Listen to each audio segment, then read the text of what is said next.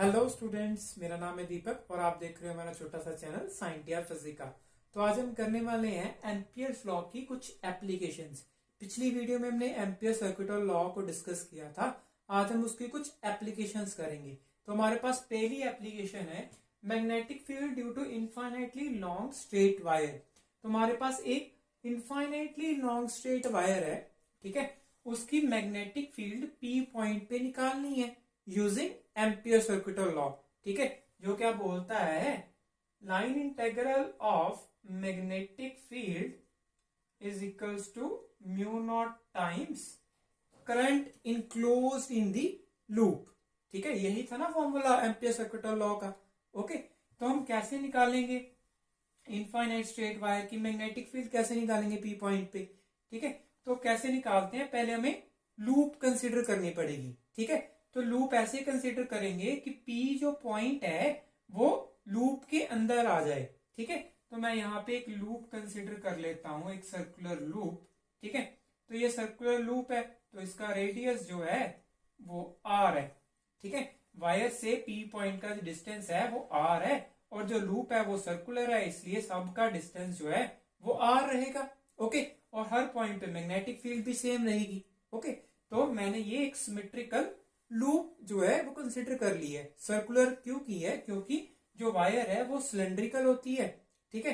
तो सिलेंड्रिकल के अराउंड जो सिमेट्री बनती है वो सर्कुलर बनती है टू डायमेंशनल प्लेन में, ठीक है। तो इसीलिए मैंने यहाँ पे एक सर्कुलर लूप कंसिडर कर ली है। ओके, तो अभी क्या करेंगे हम, अभी हमने देखना है कि लूप के अंदर करंट कितना है, आई करंट है, ठीक है। तो आई करंट यहाँ पे है। ओके, तो लूप किस मीडियम में है, लूप जो यहाँ पे है वो फ्री स्पेस में है, तो यहाँ पे फ्री स्पेस की परमेबिलिटी आ गई, that is mu not. Okay, तो अभी हमें इस इंटेग्रल को सॉल्व करना है, ठीक है। तो मैग्नेटिक फील्ड हमें निकालनी है, तो हम क्या करेंगे, closed line integral of magnetic field DL, dot product को खोल देंगे तो क्या आ जाएगा, कॉस ऑफ थीटा आ जाएगा, ठीक है। तो मैग्नेटिक फील्ड मुझे निकालनी है, मुझे डीएल पता करना है और बी और डीएल के बीच में एंगल पता करना है अभी, ठीक है। तो कैसे पता करेंगे, तो मुझे यहाँ पे पी पॉइंट पे मैग्नेटिक फील्ड की डायरेक्शन पता होनी चाहिए। तो डायरेक्शन कैसे निकालते हैं, राइट हैंड थंब रूल से निकालते हैं डायरेक्शन। तो थंब को रखते हैं करंट की डायरेक्शन में और फिंगर्स को कर्ल करते हैं, ठीक है। जब मैं कर्ल करता हूं तो मुझे पता चलता है कि ये मेरे पास मैग्नेटिक फील्ड की डायरेक्शन है, ठीक है।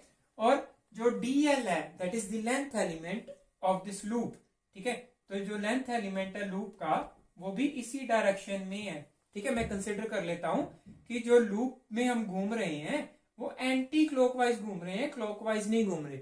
आप क्लॉकवाइज भी कंसिडर कर सकते हो, कोई प्रॉब्लम नहीं है। हमें बी का सिर्फ मैग्नीट्यूड ही चाहिए, ठीक है। बी की यहाँ पे हम डायरेक्शन नहीं निकालते, एम्पियर सर्किट लॉ से हम सिर्फ मैग्नीट्यूड निकालते हैं। इसलिए आप डीएल को ऑपोजिट भी कंसिडर कर लोगे तो साइन जो है वो नेगेटिव का आ जाएगा। ओके, क्योंकि कॉस जो है वो 180 हो जाएगा और यहाँ पे नेगेटिव साइन आ जाएगा। तो नेगेटिव साइन क्या बताता है कि जो डीएल की डायरेक्शन है वो बी से ऑपोजिट है, ठीक है। तो नेगेटिव साइन का हमें इंपॉर्टेंस नहीं है क्योंकि हम डायरेक्शन नहीं निकाल रहे, हम सिर्फ मैग्नीट्यूड निकाल रहे हैं। तो सिर्फ हम नंबर पे कंसंट्रेट करेंगे। ओके, तो अगर आप डीएल ऑपोजिट डायरेक्शन में ले भी लो तो इतनी घबराने वाली बात नहीं है, ठीक है, क्योंकि हम सिर्फ मैग्नीट्यूड कैलकुलेट कर रहे हैं। ओके, तो यहाँ पे मुझे पता चल रहा है बी और डीएल के बीच में जो एंगल है वो 0 है, ठीक है। सो कॉस ऑफ 0 डिग्री क्या हो जाता है, 1, ठीक है। कॉस 0 डिग्री 1 होता है, तो यहाँ पे क्या आ जाएगा, म्यू नॉट आई। बी जो है वो कांस्टेंट है, ठीक है। बी की वैल्यू जो है वो कांस्टेंट है ना पी पॉइंट पे, तो यहाँ पे बी को हम इंटेग्रल से बाहर ले आएंगे क्योंकि जो बी है वो डीएल पे डिपेंड नहीं करता। इंटेग्रल सॉल्व करनी आती है ना, कि जो डीएल है वो वेरिएबल है, ठीक है। बी जो फंक्शन है वो डीएल का वेरिएबल नहीं है, तो इसे हम बाहर निकालेंगे क्योंकि बी कांस्टेंट है। सो अंदर क्या रह जाएगा, मेरे पास अकेला डीएल रह जाएगा, that is equals to mu naught I, ठीक है। तो क्लोज्ड इंटेग्रल है डीएल का, तो इसका क्या मतलब है, यहाँ पे मेरे पास एक लेंथ एलिमेंट है डीएल, ठीक है। तो जब मैं इसे अलोंग द लूप जो है वो ऐड करता जाऊंगा, ठीक है, तो मेरे पास कितना आंसर आता है वो मुझे ये इंटेग्रल बताएगा। इंटेग्रल का मतलब सम होता है ना, ठीक है। तो ये किसके अराउंड सम कर रहा है, लाइन इंटेग्रल ना, ये line integral means along the loop जो है वो ds को प्लस करूंगा मैं, तो मेरे पास कितना आंसर आएगा, ठीक है। मुझे पता है ये मुझे क्या बताता है, सर्कमफ्रेंस ऑफ द सर्कल। जब मैं P से एंटी क्लॉकवाइज घूम के P पे ही आ जाऊंगा तो ये मुझे लेंथ मिलेगी ना, ये सर्कल की लेंथ जो है, सर्कल की लेंथ को हम क्या कहते हैं, सर्कमफ्रेंस ऑफ द सर्कल।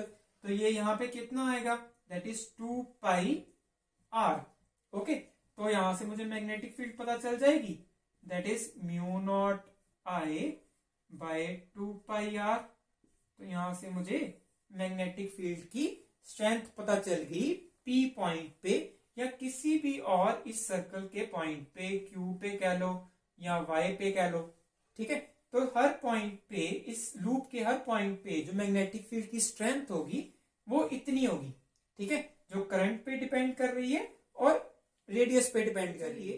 अपनी अगली एप्लीकेशन कर लेते हैं जो कि मेरे पास है magnetic field due to very long circular cylinder, ठीक है। तो आप पूछ सकते हो कि यहाँ पे इन्होंने वेरी लॉन्ग क्यों लिखा है, ठीक है।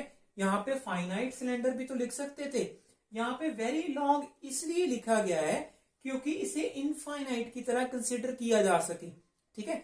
अगर यहाँ पे एक फाइनाइट सिलेंडर ले लिया जाता तो हम यहाँ पे एम्पियर सर्किटल लॉ नहीं अप्लाई कर सकते थे, ठीक है। क्यों, क्योंकि हमने पढ़ा है कि एम्पियर सर्किटल लॉ हमेशा सिमेट्रिकल करंट डिस्ट्रीब्यूशन पे ही अप्लाई होता है, ठीक है। सिमेट्रिकल करंट डिस्ट्रीब्यूशन मींस अगर मेरे पास एक वायर है, ठीक है, इस पॉइंट पे मैंने मैग्नेटिक फील्ड निकालनी है, ठीक है, इस पॉइंट के ऊपर जितनी वायर होनी चाहिए उतनी ही नीचे होनी चाहिए, ठीक है। मतलब इस पॉइंट को लगना चाहिए, इस पॉइंट पे खड़े होकर मुझे लगना चाहिए कि जो वायर है वो ऑलमोस्ट इनफाइनाइट है, ठीक है। इसीलिए यहाँ पे बोला गया है वेरी लॉन्ग सर्कुलर सिलेंडर।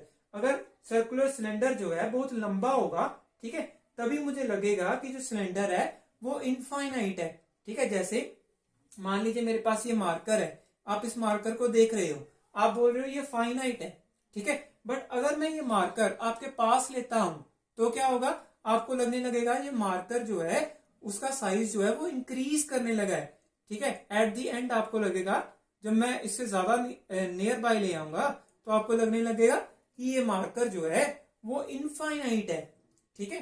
तो इसीलिए यहाँ पे वेरी लॉन्ग लिखा हुआ है, ओके, ताकि आप ये आसानी से एम्पियर सर्किटल लॉ जो है वो अप्लाई कर पाओ, ओके। तो यहाँ पे हम एम्पियर सर्किटल लॉ क्या है अप्लाई करेंगे, ठीक है। अगर ये फाइनाइट सिलेंडर होता तो हम नहीं कर पाते, ठीक है, क्योंकि सिमेट्री नहीं बनती है ना।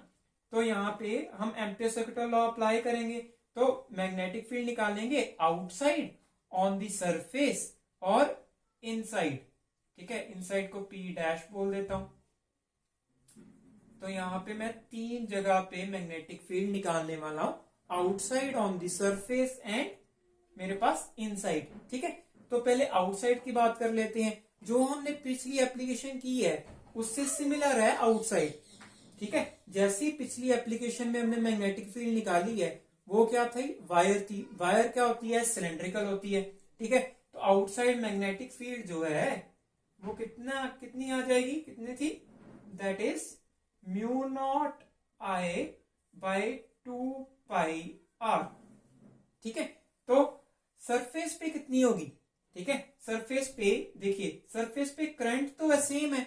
अगर मैं सरफेस पे लूप बनाऊं, ठीक है, तो इस लूप के अंदर सेम करंट कंटेन हो रहा है, बस क्या हुआ है, डिस्टेंस जो है वो कम हो गया है, ठीक है। तो ऑन द सरफेस क्या होगा, ऑन द सरफेस क्या लिखेंगे मैग्नेटिक फील्ड को, mu naught I by 2 pi capital R, ठीक है। तो हमने 2 सॉल्व कर लिए हैं बड़े आराम से। अभी हमने थर्ड वाला सॉल्व करना है। तो थर्ड वाला देखिए, यहाँ पे भी मैं R रेडियस मान लेता हूं, ठीक है। तो अभी जब मैं अंदर चला जाता हूं, देखिए अभी मैं अंदर चला गया हूं, वायर के अंदर चला गया हूं, ठीक है। जब मैं वायर के अंदर चला गया हूं तो जो ये लूप जो है वो कम करंट कंटेन कर रही है। देखिए यहाँ पे मेरे पास एक सिलेंडर है मान लीजिए, तो सिलेंडर के अगर मैं बाहर हूं, बाहर मैंने लूप ड्रॉ की है, तो सारा करंट जो वायर में जा रहा है वो लूप कंटेन कर रही है। बट अगर मैं सिलेंडर के अंदर चला गया हूं, ठीक है, तो क्या होगा, मैं जो लूप बनाऊंगा वो पूरी वायर का करंट कंटेन नहीं कर रही, पूरी वायर में से कुछ पार्ट ऑफ करंट कंटेन कर रही है। ठीक है, तो मैं क्या लिखूंगा यहाँ पे, line integral of magnetic field is equals to mu into I dash.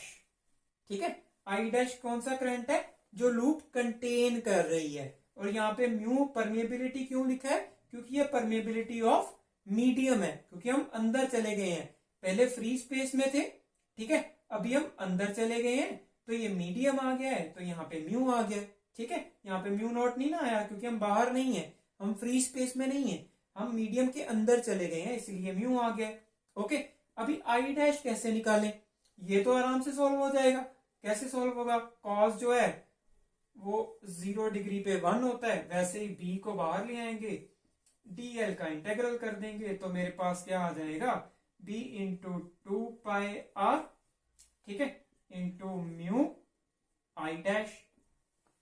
अभी आई डैश की वैल्यू कैसे निकालें, मुझे कैसे पता चलेगा कि अंदर जो मैंने लूप कंसीडर की है वो कितना करंट कंटेन कर रही है। देखिए, अभी ये सिलेंडर है, जैसे आपने वायर देखी है ना जो इलेक्ट्रिसिटी कंटेन करती है, अगर आप उसे खोलो तो उसके बीच में काफी सारी छोटी छोटी वायर्स होती हैं। तो मान लीजिए ये सिलेंडर जो है काफी छोटी छोटी वायर से मिलकर बना है। ओके, तो ये पूरा सिलेंडर अगर आई करंट कंटेन कर रहा है तो उसकी एक वायर जो है वो कितना करंट कंटेन करेगी। तो मैं कहता हूं कि अगर इस सिलेंडर का जो एरिया है वो कितना है, पाई आर स्क्वेयर। ठीक है, अगर pi R square area I current contain कर रहा है, ठीक है, तो एक यूनिट जो है इसमें से जो वायर्स हैं, जो मैंने वायर कंसिडर की है, ये सिलेंडर जो है वो काफी सारी छोटी छोटी वायर से मिलकर बना है। ठीक है, तो उस एक वायर का जो एरिया है वो कितना है, 1 यूनिट। ठीक है, तो मैं मान लेता हूं एक वायर का जो एरिया है वो 1 यूनिट है, और करंट कितना कंटेन हो रहा है उसमें से, पाई आर स्क्वेयर। ठीक है, I by pi R square. ठीक है, तो अभी जो लूप है वो कितना एरिया कंटेन कर रही है, वो कंटेन कर रही है पाई स्मॉल आर स्क्वेयर। ठीक है, अगर पाई स्मॉल आर स्क्वेयर जो मेरे पास लूप है वो एरिया कंटेन कर रही है, तो उसमें करंट कितना होगा, I by pi R square into pi R square. तो मेरे पास ये कितना आ जाएगा, that is I R square by R square. ठीक है, तो यहां पे मैं फिल कर दूंगा, तो मेरे पास क्या आ जाएगा, I R square 2πr into R square. ठीक है, तो ये क्या बन गया मेरे पास, mu I R by 2πr square. ठीक है, तो ये मेरे पास क्या आ गया, मैग्नेटिक फील्ड आ गई इनसाइड द सिलेंडर। ठीक है, इनसाइड जो मैग्नेटिक फील्ड है वो किस पे डिपेंड करेगी, पूरे सिलेंडर के रेडियस पे। ठीक है, और कितनी लूप ली है मैंने। ठीक है, अगर जो लूप को छोटा करता जाऊंगा तो क्या होता जाएगा, करंट जो है वो कम होता जाएगा, करंट कम होता जाएगा तो मैग्नेटिक फील्ड भी कम होती जाएगी। ठीक है, तो ये मेरे पास 2 एप्लीकेशंस थी एम्पियर सर्किटल लॉ की। ठीक है, तो अगर आपको कोई भी क्वेरी है तो आप मुझे कमेंट सेक्शन में पूछ सकते हैं, और कोई सजेशन है वो भी आप मुझे कमेंट सेक्शन में दे सकते हैं। Thank you.